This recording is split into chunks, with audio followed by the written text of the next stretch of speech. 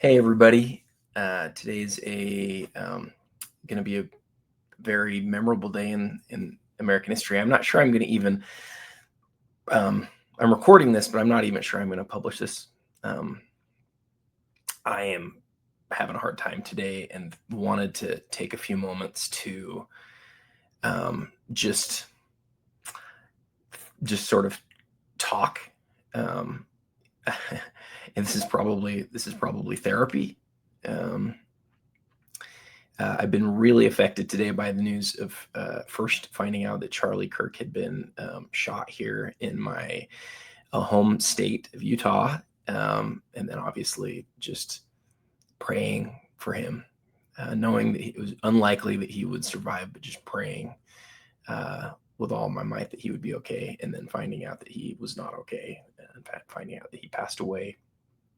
And I just want to talk about it for a few minutes. It might be a little bit weird. I'm a guy who usually makes content about cardboard and things that, and cardboard does not matter, right? When I say cardboard, basketball cards, I'm a content creator about things about auctions and things like that. And so it's probably weird for those of you who usually listen to me talk about cards to even hear me talk about these things. I feel very vulnerable and strange talking about it, but like I said, I feel like it's important that I do this. I saw a few hours ago a friend of mine post something about how Charlie had been shot, and my mind immediately went to how late last night, I was thinking about how it'd be neat if I could take my kids, a couple of my kids, to see Charlie Kirk here in Utah. Utah Valley is about an hour away, and they would have had to miss school. And so I sort of talked myself out of it and said, "Oh no, I don't need to go to that. It's okay." I wanted to go because I really admire Charlie Kirk. And I share a lot of the same beliefs that he did. Not all the same beliefs, probably. I like to think of myself as somebody who stays fiercely independent politically. That's who I am. I don't want to ever be so aligned with a party that I forget what I believe, and so that's where I've tried to be. Admittedly, I definitely lean right on a lot of things. Very religious person, and there's some things that are professed by the left that are hard for me to deal with from my faith perspective. But with that said, I don't share all the same beliefs as Charlie, but I found his way that he interacted with people really admirable. Really admirable. I think the way that he talked to people was so inspiring to me. And what I mean by that is he let everyone have the mic. He let them say what they wanted to say. He listened and he responded. And I don't think he was rude or mean or bad in a moment that I saw him. I know that people disagreed with him on things. And some of those things I'll talk about as I go through this. I wrote down just a few bullet points, and I'll talk about some of those here in a sec. But I think he was one of the best communicators as far as how he got out in front of everybody and said, I'm going to give you the mic. And I think he just did a wonderful job. I think today is one of the darkest days in American history. I said that on my Instagram, and I believe that. It's, I think, certainly one of the darkest days in my life's history. And I think that because, we saw, I don't know if we've had other times where we've seen somebody, I don't think we have had a time where we've seen somebody's life end on camera for all to see in the public square. It was obviously disturbing to see some of those things. I tried not to see the videos.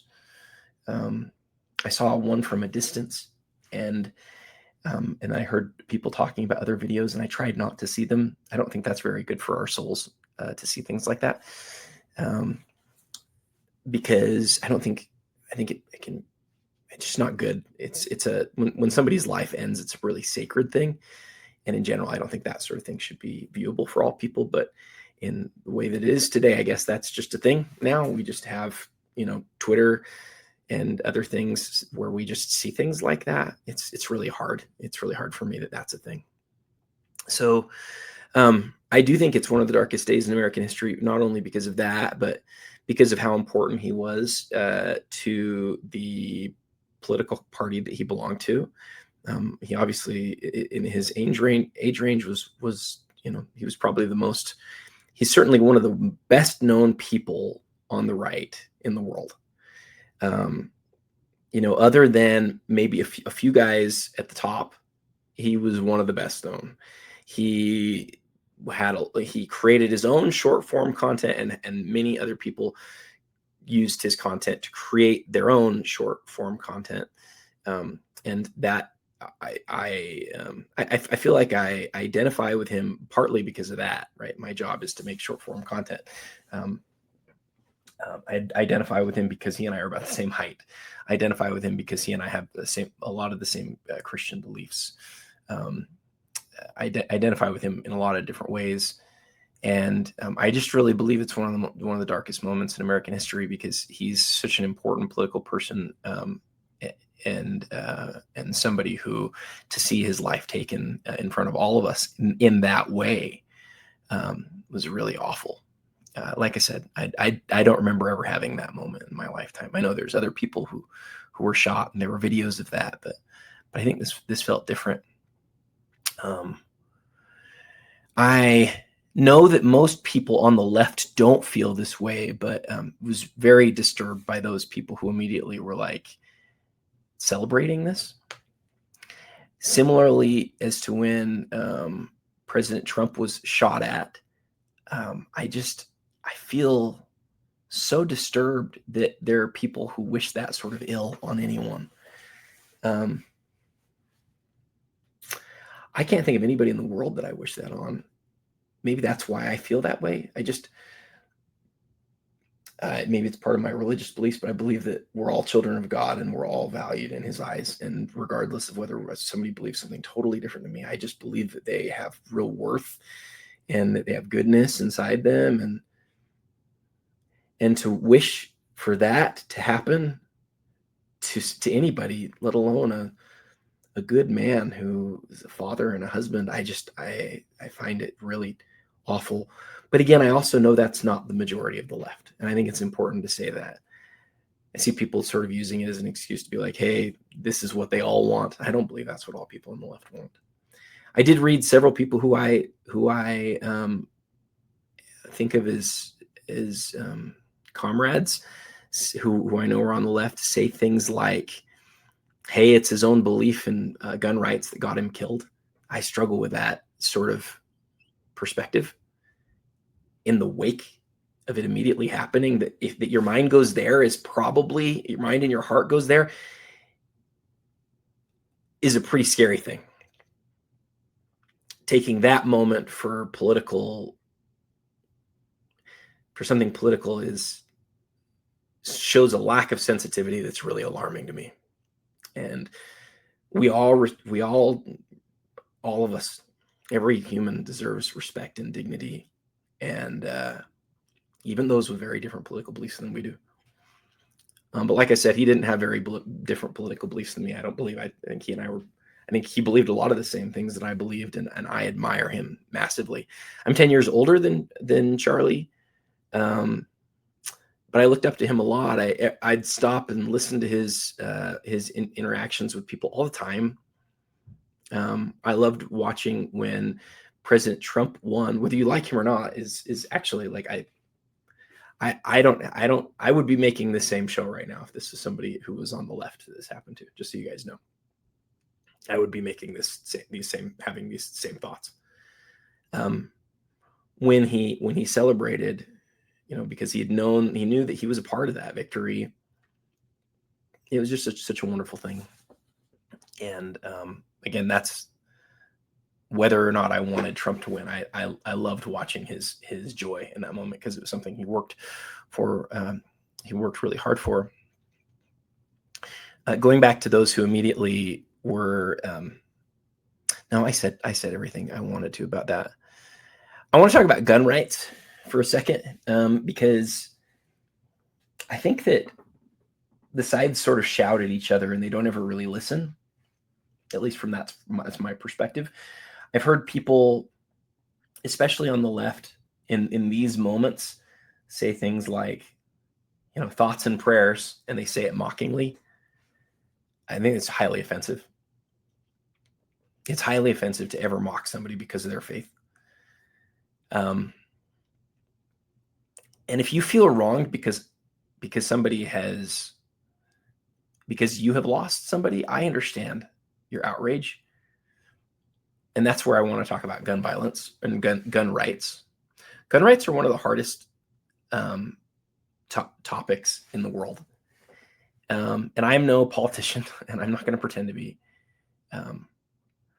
We know that much of the right believes in our amendment, the amendment to our Constitution that allows us the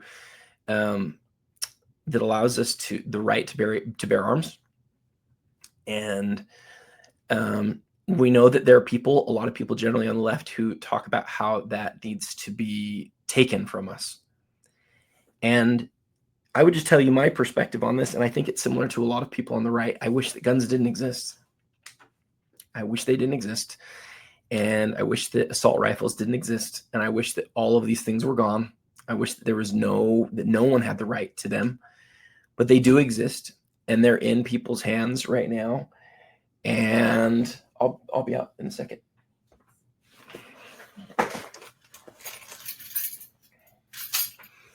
Forgive me for that. My wife needed my keys. I believe in all of those things. Sorry, got a little bit distracted there. I wish that they didn't exist, but they do. And so people who I think are well-meaning will say things like, we need to do something. Remember when Steve Kerr popped off a few years ago? Aren't we going to do something? What do you want us to do? What's your proposal? There's not a good answer here, guys.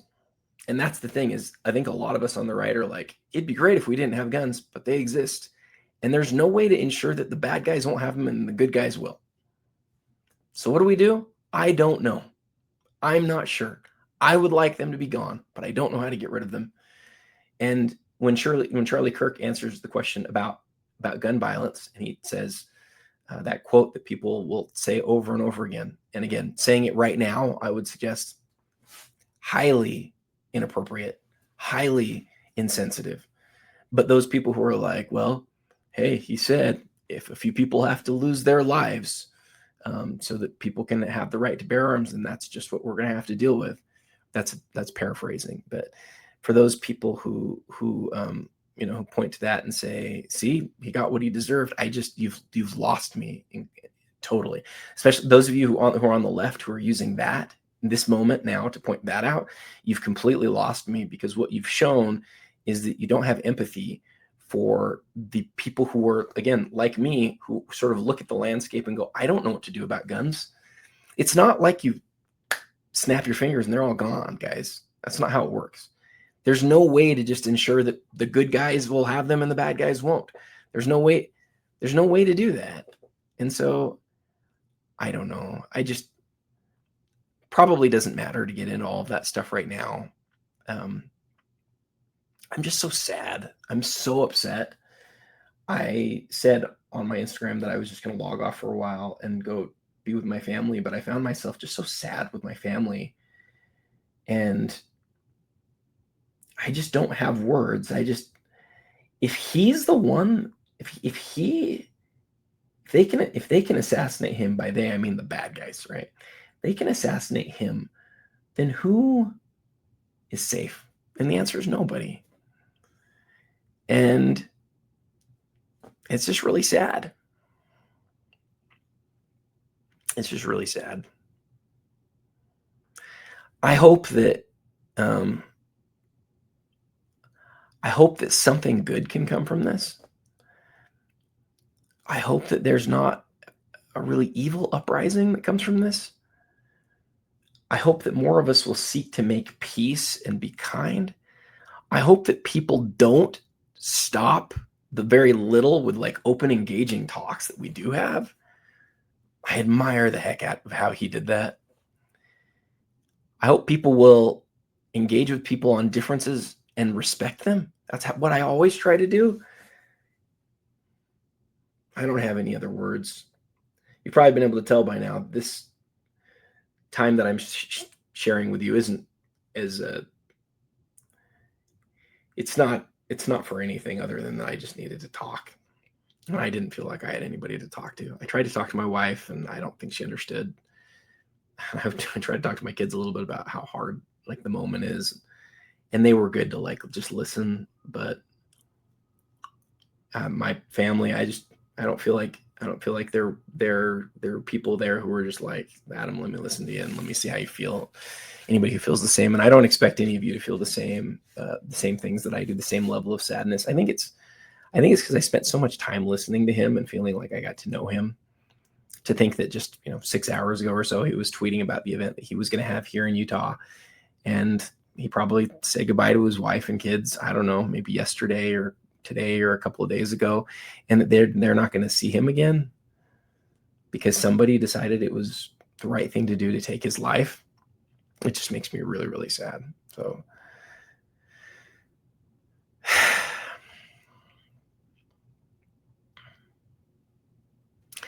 I guess the only other thing that I'd say is I hope that what I can do from this point forward is I can be brave, and I can try to do the right things and try to do them without fear of what could happen. It's hard to stand out and to really say what you believe. And I think some people might have today influenced them in a way where they're not willing to do that as much anymore. But my hope is the opposite. My hope is that people will fight for the things that they know are good and right, and that we can just have open conversations with each other like Charlie did. And